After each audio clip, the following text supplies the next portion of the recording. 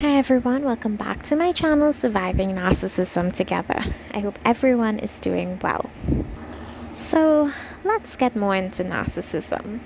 Leaving a narcissist, it's very huge. You did the hard work. But the days, the weeks, the months after leaving matter just as much. Many people struggle not because they're failing, but because the trauma left patterns in their thoughts, behaviors, and emotions. This video is going to explore 5 common mistakes people make after leaving the narcissist. And it's not to shame you, but to give you awareness that protects your healing. So let's get into it. The first mistake is over explaining. After leaving a narcissist or a narcissistic relationship, it's natural to want others to understand the abuse you went through. You might try to recount every incident, explain every feeling, or justify your choices. But most people have never experienced this kind of manipulation that you have. Sometimes they don't have the capacity to validate your reality.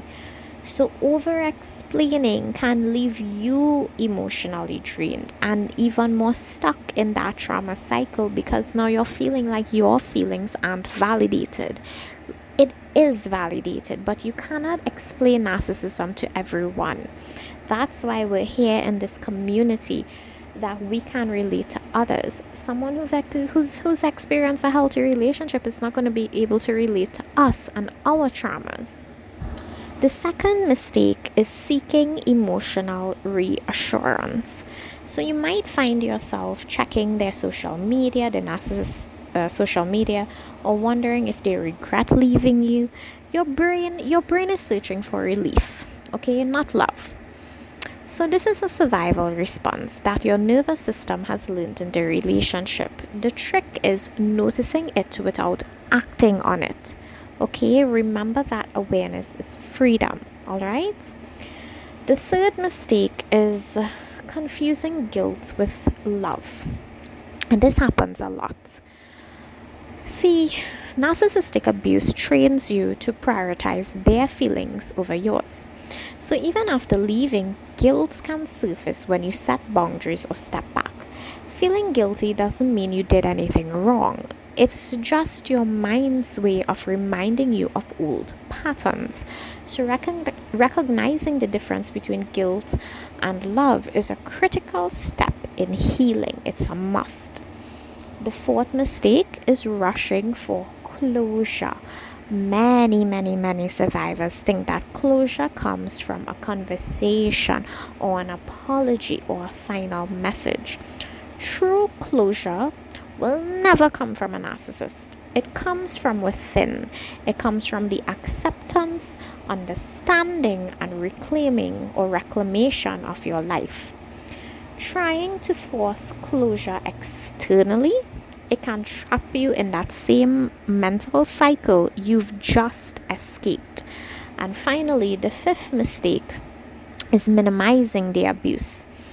It's tempting to rewrite your experience once the pain fades, right? You may think maybe it wasn't that bad.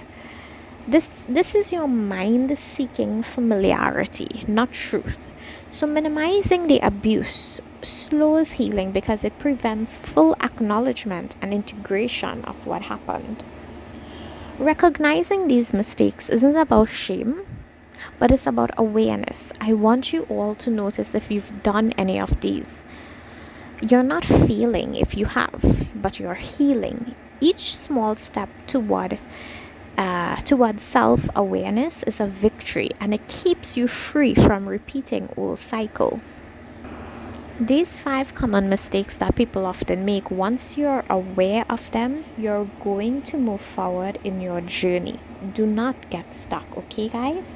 So if you like this video, please like, comment, and subscribe, and please share with someone who needs to hear it. Remember, healing takes time, but be patient with yourselves as you are moving from survivors to thrivers to victors. Okay, everyone? So thank you so much for watching. I'll see you in my next video. Bye for now.